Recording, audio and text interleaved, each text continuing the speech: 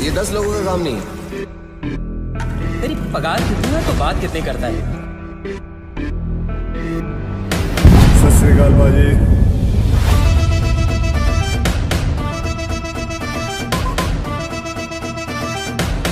क्या रे, कितना टाइम हुआ मरे? 2 दिन हो गए। 2 दिन फिर भी लेके घूम रहा है बॉडी को? हाँ चला, जाओ दे। ए तुम चलो, ए बगा 24 दिसंबर 1999 को नेपाल की राजधानी काठमांडू के त्रिभुवन इंटरनेशनल एयरपोर्ट से इंडियन एयरलाइंस की फ्लाइट संख्या IC814 ने शाम को करीब 4:30 बजे नई दिल्ली के लिए उड़ान भरी। तब तक फ्लाइट मेंबर्स और अन्य यात्री न इस बात से अनजान थे कि उनके बीच कुछ हथियार लिए आतंकवादी यात्री बनकर बैठे हैं। विमान में उस समय 180 लोग सवार थे, जिनमें से ज्यादातर लोग भारत के थे। कुछ यात्री Australia, Belgium, Canada, France, Italy, Japan, Spain और अमेरिका के भी थे। शाम को लगभग 5 बजे जैसे ही इंडियन एयरलाइंस का विमान भारतीय सीमा में दाखिल हुआ ना, सभी आतंकवादी एक्टिव हो गए और बंदूक की नोक पर विमान को पाकिस्तान के लाहौर में उतारने की मांग करने लगे। हालांकि यहाँ विमान चालक दल के सदस्यों ने ना सूझबूझ दिखाई। पहले तो ये कि उन्होंने न तुरंत भारत सरकार तक विमान हाईजैक होने की सूचना पहुंचाई। दूसरा ये कि उन्होंने आतंकवादियों को झूठ बोल दिया कि विमान में ना इतना फ्यूल ही नहीं है कि इसे पाकिस्तान तक ले जाया जा सके, ये सिर्फ नई दिल्ली या फिर अमृतसर तक जा सकता है। ऐसे में आतंकवादी विमान को अमृतसर लैंड करवाने के लिए मान गए। इसके अलावा चालक दल ने प्लेन की ना रफ्तार को कम कर दिया ताकि विमान को अमृतसर पहुंचने में ना समय लग सके और भारत सरकार को कोई फैसला लेने के लिए थोड़ा और समय मिल सके। शाम के करीब 6 बजे विमान अमृतसर एयरपोर्ट पर उतरा।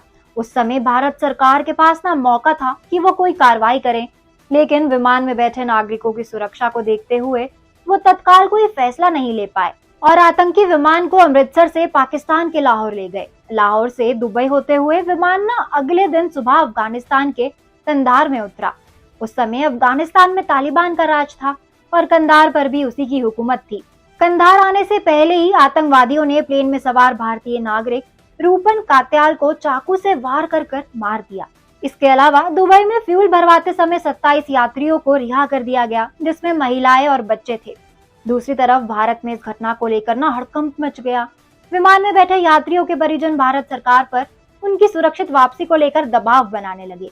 सरकार पर मीडिया का भी दबाव बढ़ने लगा।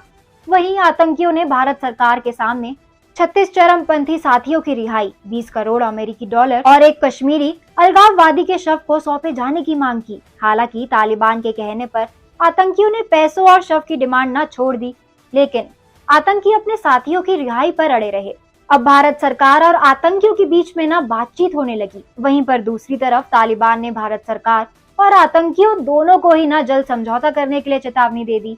भारत सरकार चाहती तो कंधार में भी सैन्य ऑपरेशन कर सकती थी, लेकिन तालिबान ने ये कहते हुए इसकी इजाजत देने से मना कर दिया कि कंधार में कोई खून खराबा नहीं होगा।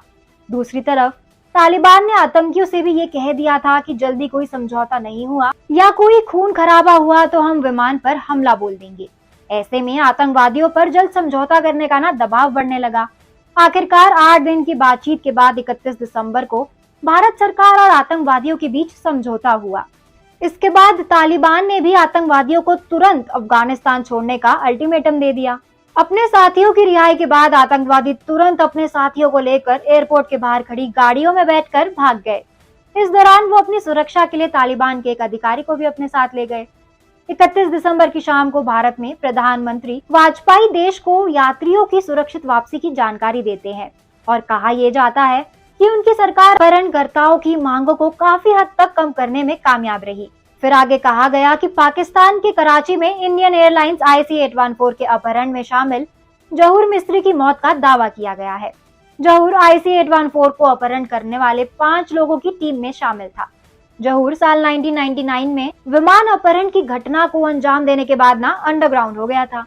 पाकिस्तानी टीवी चैनल जियो टीवी ने जहूर मिस्त्री की मौत पर रिपोर्टिंग भी की थी, लेकिन उसके असली नाम को छिपाकर बस इतना बताया गया था कि कराची में एक व्यापारी की हत्या की गई है। जियो टीवी के रिपोर्ट में दिखाए गए सीसीटीवी फुटेज से दावा किया गया था कि इस हत्या के लिए ना पूरी प्लानिंग की गई थी। अगर उस समय अफगानिस्तान में कोई लोकतांत्रिक सरकार होती तो शायद भारत सरकार ना थोड़ी मजबूत स्थिति में होती और सैन्य कार्रवाई की इजाजत भी मिल गई होती। आज हमने आपको बताया है कंधार प्लेन हाईजैक के बारे में। ये एक ऐसी घटना है जो देश के इतिहास में बदनुमा दाग की तरह है। कैसे कुछ हथियारबंद आतंकियों ने इंडियन एयरलाइंस का विमान न सिर्फ हाईजैक कर लिया था, बल्कि अपने कुछ साथियों को भारत की जेल से आजाद भी करवा लिया। उस समय देश के विदेश मंत्री खुद 3 आतंकियों को भारत की जेल से निकालकर कंधार छोड़कर आए थे और देश के नागरिकों को सुरक्षित लेकर वापस भारत लौटे। कंधार प्लेन हाईजैक कब हुआ था? कंधार प्लेन हाईजैक के कारण भारत ने क्या कार्रवाई की थी और आतंकियों की मांग के बदले भारत को किन आतंकवादियों को छोड़ना पड़ा? आपको बता दें कि ये कहानी आपको देखने को मिल सकती है सूर्यवंशी 2 में। आज के लिए बस इतना ही। अब मैं पूर्णिमा लेती हूँ आपसे इजाजत। ये वीडियो पसंद आया हो तो इसको लाइक और शेयर करें, साथ ही सब्सक्राइब करना ना भूलें बॉलीग्राज स्टूडियोज को।